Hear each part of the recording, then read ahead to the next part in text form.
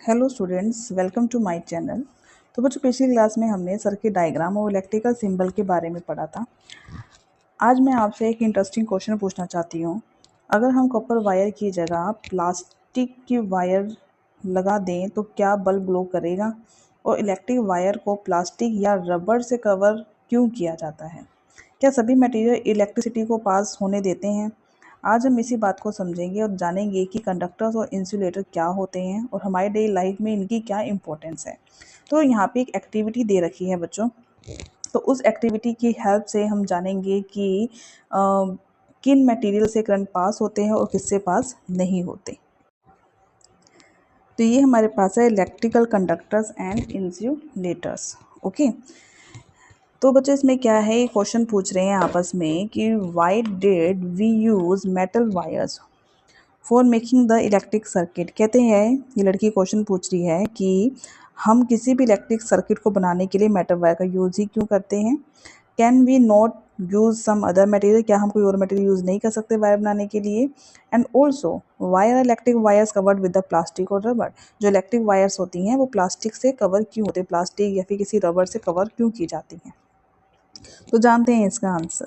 कहते हैं suppose we make wires of material other than metals and use them for making the electrical circuit। कहते हैं कि हम वायर्स को, ठीक है, we make wires of materials other than metal, metal को छोड़ के हम किसी और मटेरियल का वायर को प्रिपेयर करते हैं, use them for making the electrical circuit. Do you think electric current will pass, क्या आपको लगता है इलेक्ट्रिक करंट पास करेगा those material in such a circuit. Okay, जैसे कि मान लीजिए हम कॉपर की वायर यूज़ करते हैं, कॉपर की वायर यूज़ ना करके हम उस कॉपर मेटल का यूज़ ना करके हम किसी और मेटल का यूज़ कर लेते हैं या किसी और मटेरियल का। तो देखो क्या है हमारे पास कि connect an electric cell and a lamp. ठीक है, जैसे कि आपको ये फिगर नंबर 3 इस फिगर में आपको दिखाया गया है, ये फिगर आपको दिखाई दे रहा है, एक लैम्प इलेक्ट्रिक सेल। ये बहुत बार मैं बता चुकी हूँ, आप पिछली वीडियो में जाके देख सकते हैं कैसे कनेक्ट किया गया है। Okay,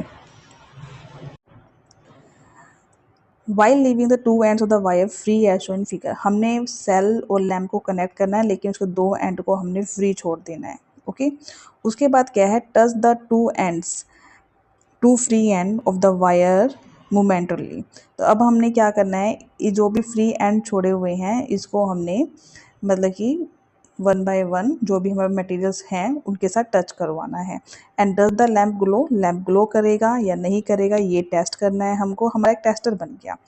if yes the tester is ready, we can use this tester. देखो हमने पास हमारे पास जो फ्री एंड थे उसको हमने एक स्पून के साथ टच करवाया, ठीक है, इससे करंट फ्लो कर रहा है, करंट फ्लो कर रहा है। अब हमको पता लग गया कि ये हमारा टेस्टर तैयार है। अब हम डिफरेंट डिफरेंट टाइप्स के मटेरियल्स लेंगे और टच करके देखेंगे कि ये करंट फ्लो कर रहा है सही मटेरियल में से या नहीं कर रहा है, किस में से कर रहा है किस में से नहीं कर रहा है। Okay, and we can use this tester to identify material through which electric current passes. Collect the objects of different materials, हमने अलग अलग मटेरियल्स के ऑब्जेक्ट कलेक्ट करने हैं, such as metal spoon, coin, cork, rubber, glass, key, pins, plastic scale, wooden block, aluminium foil, candle, swing needle, cardboard, paper and pencil lead. आगे देखिए, one by one touch the free end of the tester wires to both end to each object you have collected. अब free end को आपने इन सभी object के साथ touch करवाना है, वन बाय वन करवाना है and make sure that wire does not touch. आपको ध्यान रखना है वायर्स है ना, ये आपस में टच नहीं होनी चाहिए। And does the lamp glow और नॉट, क्या लैम्प एवरी टाइम ग्लो किया, सभी मटेरियल के साथ किया या नहीं किया। जहाँ नहीं किया वहाँ नो लिखना है, जहाँ किया है वहाँ यस लिखना है। और कंक्लूजन क्या है कि वो कंडक्टर है या इंसुलेटर है, ये मैं अभी बाद में आपको बताऊंगी। ओके, तो पहले हम ये देख लेते हैं, ये मैं आपको बता देती हूँ। जैसे कि ऑब्जेक्ट हमारे पास स्टिक है, स्टिक वुड का बना होता है, ठीक है, और लैम्प ग्लो करेगा नहीं करेगा। स्केल प्लास्टिक का होता है, लैम्प ग्लो करेगा बच्चों, मैं आपको बता देती हूँ नहीं करेगा। बैंगल ग्लास का बना होता है, मैं आपको बता देती हूँ लैम्प ग्लो नहीं करेगा। पेपर स्ट्रिप पेपर की होती है, मटेरियल देखना है आपको किसका पेपर है, तो लैम्प ग्लो करेगा नहीं करेगा। कैंडल वैक्स है, नो। की मेटल है, yes.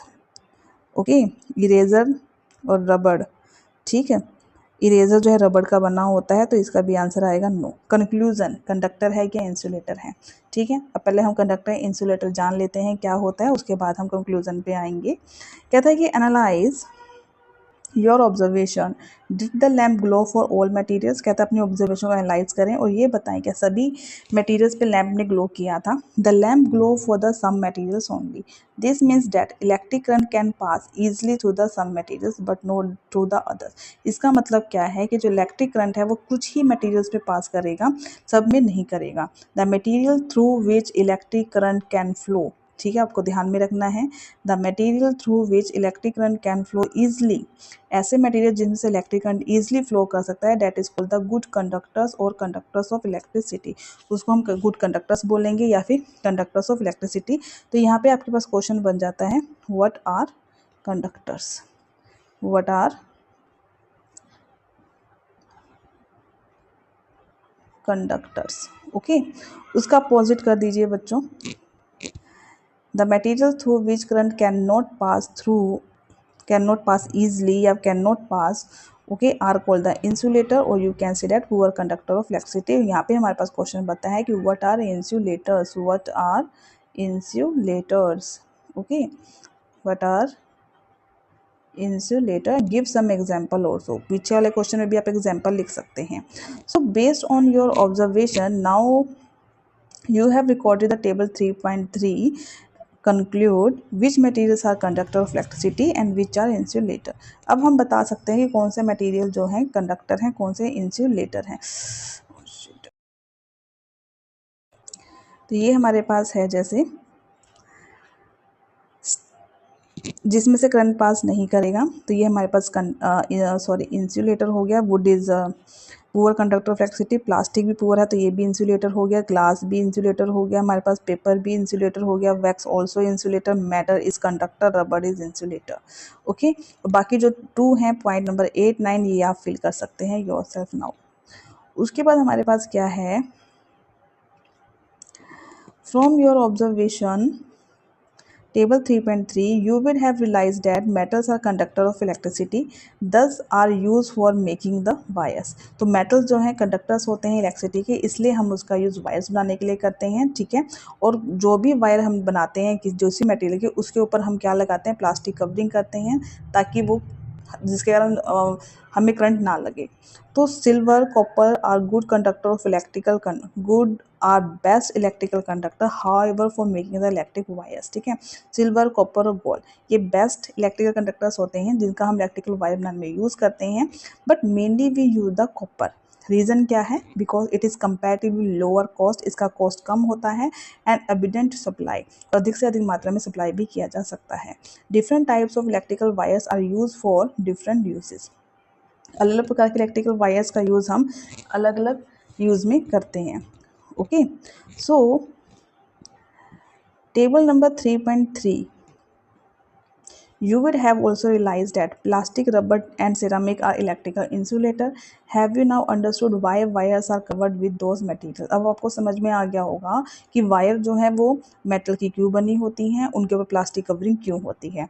Conductors insulator are both important, दोनों ही इंपॉर्टेंट है। Electrical wires switches connectors, okay, connector of the plugs sockets are made up of conductor, ये सब कंडक्टर्स के बने होते हैं। Insulator like rubber, plastic, ceramics are use to cover the wire, plug tops and switches to protect the people from the electric shock, ठीक है।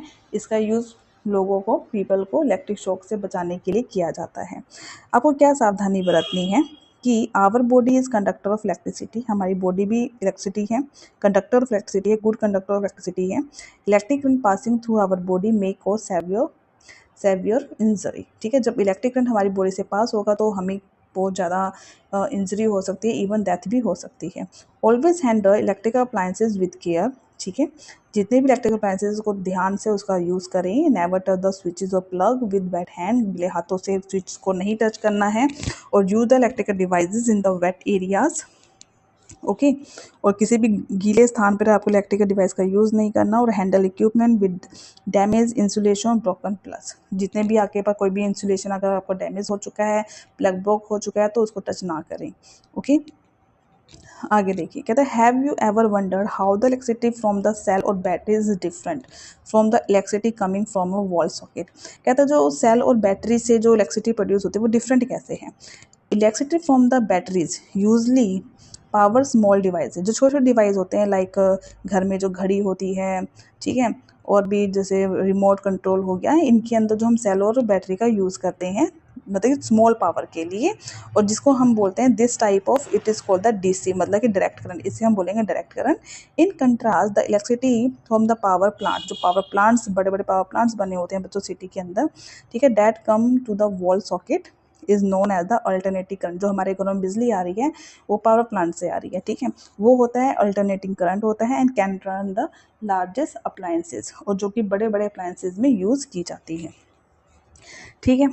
तो बच्चों आज हमने सीखा कि जिन मटेरियल से इलेक्ट्रिक करंट आसानी से पास होते हैं उसे कंडक्टर कहते हैं, जिससे इलेक्ट्रिक करंट पास नहीं होता उसे हम इंसुलेटर बोलते हैं, ठीक है। मेटल्स जैसे कि copper, aluminium are the good conductors of the electricity, plastic, rubber, wood are the poor conductor of electricity, and electrical wire conductors, जितने भी इलेक्ट्रिकल वायर्स कंडक्टर से बनते हैं और उनकी कवरिंग किससे होती है, इंसुलेटर मतलब प्लास्टिक से होती है, ताकि हमें इलेक्ट्रिक शॉक ना लगे। तो हमारा शरीर भी, हमने ये भी जाना कि जो हमारी बॉडी है वो भी एक गुड कंडक्टर ऑफ इलेक्ट्रिसिटी होते हैं, इसलिए हमेशा इलेक्ट्रिकल अप्लायंसेस को सावधानी से यूज़ करना चाहिए। तो आज के साथ जो हमारा जो चैप्टर नंबर 3 है वो पूरा का पूरा कंप्लीट हो जाता है। आई होप ये चैप्टर आपको बहुत अच्छे से समझ में आया होगा। चैप्टर समझ में आया है, वीडियो अच्छी लगी है, चैनल को सब्सक्राइब करें, लाइक करें, ज़्यादा से ज़्यादा शेयर करें। मिलते हैं नेक्स्ट वीडियो में क्वेश्चन आंसर के साथ, तब तक के लिए टेक केयर, बाय बाय।